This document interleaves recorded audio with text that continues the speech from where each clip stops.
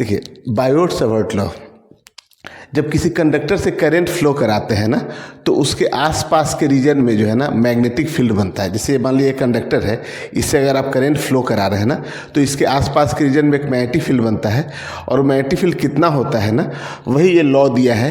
तो अभी हम लोग बायोट सावर्ट लॉ से क्या है ना कि किसी एक एलिमेंट्री पार्ट है ना, एक छोटे से पार्ट के कारण जो है ना मैग्नेटिक फील्ड कितना बनेगा, जब इससे करंट फ्लो होगा एक छोटे से पार्ट के कारण कितना मैग्नेटिक फील्ड बनेगा वो निकालेंगे। तो वही है यहाँ पे देखिए क्या कहता है, let A B is a conductor है ना। ए बी जो है ना ये आपका एक कंडक्टर है, किसी भी शेप में रह सकता है, कैरिंग करेंट आई। इस कंडक्टर से करंट जो फ्लो हो रहा है वो है करंट आई है ना, आई करंट फ्लो हो रहा है। Consider a small element D L, ठीक है ना। यहाँ पे एक हम लोग स्मॉल एलिमेंट जो है ना डी एल कंसिडर कर रहे हैं। यहाँ पे ये डी एल एलिमेंट है, ठीक है। A small element dl of the conductor due to which the magnetic field dB is produced at point P। इसके कारण जो ये P पॉइंट लिया गया है ना, ये P पॉइंट यहाँ पे है, और यहीं पे मैग्नेटिक फील्ड हम लोग को कितना प्रोड्यूस करेगा वो हम लोग को निकालना है। डिस्टेंस r फ्रॉम dl है ना, इस dl से इस पॉइंट की जो डिस्टेंस दी गई है ना वो है r, ठीक है। Distance r from dl, then the intensity of field is D B. देखिए ऐसे मैग्नेटिक फील्ड को हम लोग जो है बी से डिनोट करते हैं, लेकिन इस छोटे से पार्ट के कारण है ना, इसलिए जो मैग्नेटिक फील्ड यहाँ पे बताया गया है इसको हम लोग डी बी बोल रहे हैं, ठीक है ना। तो देखिए अगर इस कंडक्टर से करंट आई फ्लो हो रहा है और ये छोटा सा आप पार्ट के लिए है डी एल, तो यहाँ अगर आई को डी एल से मल्टीप्लाई कर दीजिए ना तो इस आई डी एल को जो है ना, आई डी एल, इसको हम लोग बोलते हैं करेंट एलिमेंट,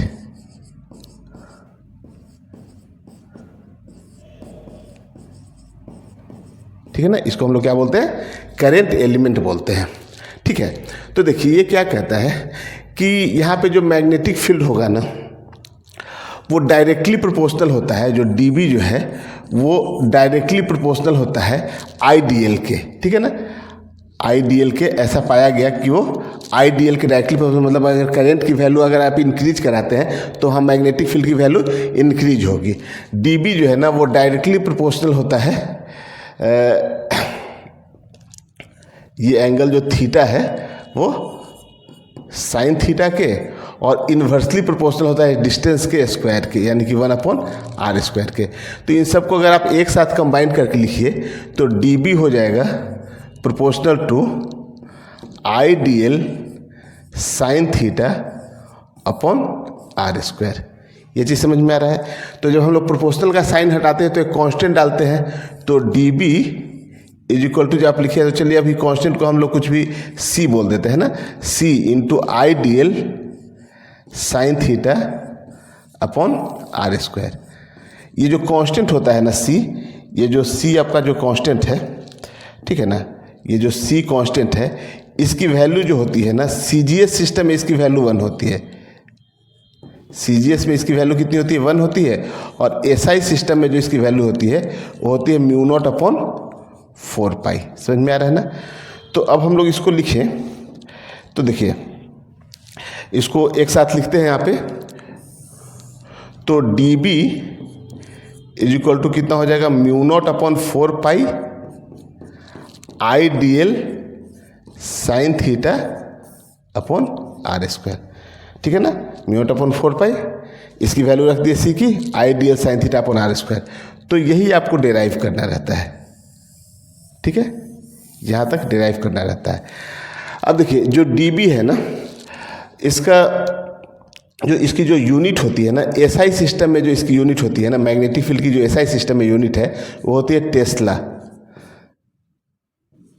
और जो CGS में इसकी यूनिट होती है, CGS में इसकी यूनिट होती है वो होती है गॉस। और आप लोग ये भी जानिए कि एक जो टेस्ला होता है, 1 टेस्ला इज इक्वल टू होता है 10⁴ गॉस, ठीक है। तो अगर यूनिट आपको चेंज करना हो टेस्ला से गॉस में या गॉस से टेस्ला में, तो ये चीज़ आप जानिए कि 1 टेस्ला इज इक्वल टू कितना होता है, 10⁴ गॉस होता है, ठीक है। तो ये आपका डेरिवेशन है एग्जाम में आता है ये 2 मार्क्स में, या कभी कभी ये क्वेश्चन जो है ना वो लॉन्ग क्वेश्चन में पूछ लिया जाता है। जैसे